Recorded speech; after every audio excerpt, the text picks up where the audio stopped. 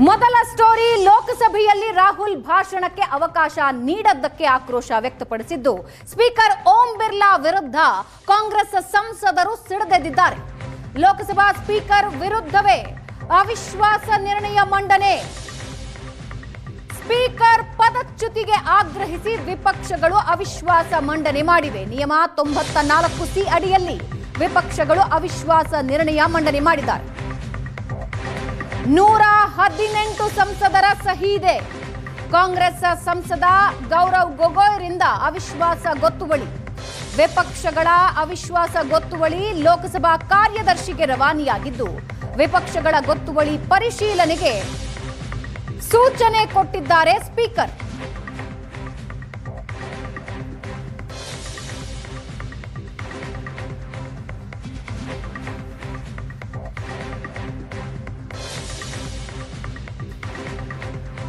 ರಾಹುಲ್ ಗಾಂಧಿಗೆ ಭಾಷಣಕ್ಕೆ ಅವಕಾಶ ನೀಡಲಿಲ್ಲ ಅಂತ ಸಿಡಿದೆದ್ದಿದ್ದಾರೆ ಕಾಂಗ್ರೆಸ್ ಸಂಸದರು. ಲೋಕಸಭಾ ಸ್ಪೀಕರ್ ವಿರುದ್ಧನೇ ಅವಿಶ್ವಾಸ ನಿರ್ಣಯ ಮಂಡನೆಗೆ ಮುಂದಾಗಿದ್ದಾರೆ. ಹಾಗೆ ಅವಿಶ್ವಾಸ ನಿರ್ಣಯ ಮಂಡನೆ ಮಾಡಬೇಕು ಅಂದ್ರೆ 100 ಸಂಸದರ ಬೆಂಬಲ ಇರಬೇಕು. 118 ಸಂಸದರ ಬೆಂಬಲದೊಂದಿಗೆ 118 ಸಂಸದರ ಸಹಿಯೊಂದಿಗೆ ಅವಿಶ್ವಾಸ ಮಂಡಿಸಿದೆ ಕಾಂಗ್ರೆಸ್. ಕಾಂಗ್ರೆಸ್ ಸಂಸದ ಗೌರವ್ ಗೊಗೊಯ್ರಿಂದ ಅವಿಶ್ವಾಸ ಗೊತ್ತುವಳಿಯಾಗಿದ್ದು ವಿಪಕ್ಷಗಳ ಅವಿಶ್ವಾಸ ಗೊತ್ತುವಳಿ ಲೋಕಸಭಾ ಕಾರ್ಯದರ್ಶಿಗೆ ರವಾನೆಯಾಗಿದೆ. ಪರಿಶೀಲನೆಗೆ ಸೂಚನೆ ಕೊಟ್ಟಿದ್ದಾರೆ ಸ್ಪೀಕರ್. ನಿಯಮ 94C ಅಡಿಯಲ್ಲಿ ವಿಪಕ್ಷಗಳು ಅವಿಶ್ವಾಸ ನಿರ್ಣಯ ಮಂಡಿಸಿದ್ದಾರೆ.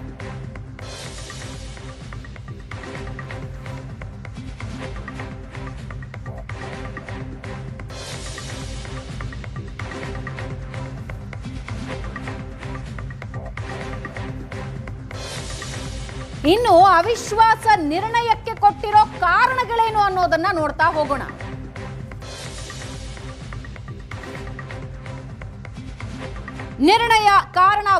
ನಿರ್ಣಯ ಮಂಡಿಸೋದಕ್ಕೆ ಕಾರಣ ಒಂದು, ಲೋಕಸಭೆಯಲ್ಲಿ ರಾಹುಲ್ ಭಾಷಣಕ್ಕೆ ಅವಕಾಶ ನೀಡದ್ದಕ್ಕೆ ಆಕ್ರೋಶ.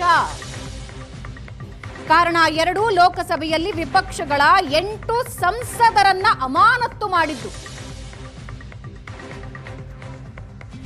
ಕಾರಣ 3, 2 ಮಾಜಿ ಪ್ರಧಾನಿಗಳ ವಿರುದ್ಧ ಭಾಷಣಕ್ಕೆ ಬಿಜೆಪಿಗೆ ಅವಕಾಶ ನೀಡಿದ್ದು. ಕಾರಣ 4, ಪ್ರಧಾನಿ ಮುತ್ತಿಗೆಗೆ ಯತ್ನ ಅಂತ ಸದನದಲ್ಲೇ ಕಾಂಗ್ರೆಸ್ ವಿರುದ್ಧ ಆರೋಪ ಮಾಡಿದ್ದು. 4 ಕಾರಣಗಳನ್ನ ಮುಂದಿಟ್ಟು ಅವಿಶ್ವಾಸ ಗೊತ್ತುವಳಿ ಮಂಡಿಸಿದ್ದಾರೆ. ಹಾಗಾದ್ರೆ ಇದು ಹೆಂಗ್ ವರ್ಕ್ ಆಗುತ್ತೆ ಇಲ್ವಾ? ನಂಬರ್ ಗೇಮ್ ನೋಡ್ತಾ ಹೋಗೋಣ. ಲೋಕಸಭೆಯಲ್ಲಿನ ಬಲಾಬಲ ನೋಡ್ತಾ ಹೋಗ್ತಿದ್ದೀವಿ. ಒಟ್ಟು 543 ಸ್ಥಾನಗಳು, ಬಹುಮತ 272. ಎನ್ಡಿಎಗೆ ಇರುವ ಬಲ 293, ಐಎನ್ಡಿಎಗೆ ಇರುವ ಬಲ 234 ಮತ್ತು ಇತರರು 16.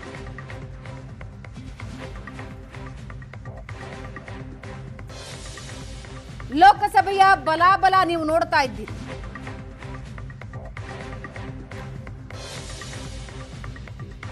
ಇನ್ನು ಇದೆಲ್ಲದರ ನಡುವೆ